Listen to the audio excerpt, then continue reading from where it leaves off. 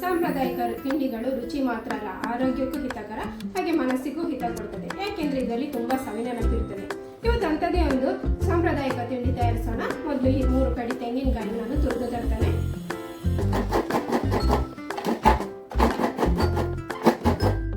ತೆಂಗಿನ ತುರಿ ಈಗ ಬಾಣಲೆಗೆ ಹಾಕೊಂಡಿದ್ದೇನೆ. ಇಷ್ಟು ತೆಂಗಿನ ತುರಿಗೆ 350 ಗ್ರಾಮ್ನಷ್ಟು ಬೆಲ್ಲವನ್ನು ಪುಡಿ ಮಾಡಿ ಹಾಕಿದ್ದೇನೆ. ಇನ್ನು ಚೆನ್ನಾಗಿ ಮಗುಚುವ ಬೆಲ್ಲ ಮತ್ತು ತೆಂಗಿನಕಾಯಿ ಸರಿಯಾಗಿ ಮಿಕ್ಸ್ ಆಗಬೇಕು.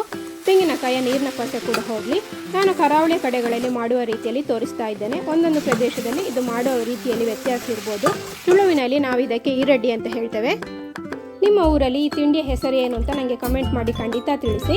ಇನ್ನು 2 ಗ್ಲಾಸ್ನಷ್ಟು ಅಂದರೆ 400 ಗ್ರಾಮ್ನಷ್ಟು ಅಕ್ಕಿಯನ್ನು ತೊಳೆದು 2 ಗಂಟೆ ನೀರಲ್ಲಿ ನೆನೆಸಿಟ್ಟಿದ್ದೆ. ಇದನ್ನು 2 ಬ್ಯಾಚಲ್ಲಿ ಮಿಕ್ಸಿ ಜಾರಿಗೆ ಹಾಕಿ ರುಬ್ಬಿ ತರ್ತೇನೆ. 1 ಹಿಡಿಯಷ್ಟು ತೆಂಗಿನ ತುರಿ ಮತ್ತು ಉಪ್ಪು ನೀರು ಸೇರಿಸಿ ನೈಸಾಗಿ ರುಬ್ಬಿ ತರ್ತೇನೆ. ಇದನ್ನು ಪಾತ್ರೆಗೆ ಹಾಕ್ತಾನೆ. 2ನೇ ಬ್ಯಾಚ್ ಕೂಡ ಇದೇ ರೀತಿ ರುಬ್ಬಿದ ಮೇಲೆ ಮಿಕ್ಸ್ ಮಾಡಿಕೊಳ್ಬೇಕು. ಈಗ ಕೈಯಲ್ಲಿ ಸ್ವಲ್ಪ ಸ್ವಲ್ಪವೇ ಹಿಟ್ಟು ತೆಕ್ಕೊಂಡು ಬಾಳೆ ಎಲೆಯ ಮೇಲೆ ವಿಡಿಯೋದಲ್ಲಿ ತೋರಿಸಿದ ರೀತಿಯಲ್ಲಿ ತೆಳುವಾಗಿ ಹರಡಿಕೊಳ್ಬೇಕು. ನಾನು ಬಾಳೆ ಎಲೆಯನ್ನು ಮೊದಲೇ ತೊಳೆದು ಕಟ್ ಮಾಡಿ ಗ್ಯಾಸ್ ಮೇಲೆ ಇಟ್ಟು ಬಾಡಿಸಿ ರೆಡಿ ಮಾಡಿ ಇಟ್ಟುಕೊಂಡಿದ್ದೆ.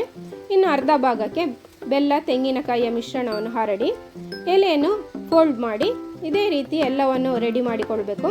ಇನ್ನು ಇದನ್ನು ಇಡ್ಲಿ ಪಾತ್ರೆಯಲ್ಲಿ 45 ನಿಮಿಷ ಬೇಯಿಸಬೇಕು. 45 ನಿಮಿಷ ನಂತರ ಓಪನ್ ಮಾಡಿ ಸ್ವಲ್ಪ ಆರಿದ ಮೇಲೆ ಬಾಳೆ ಎಲೆಯಿಂದ ಇದನ್ನು ಸಪ್ರೇಟ್ ಮಾಡಿಕೊಳ್ಳಿ.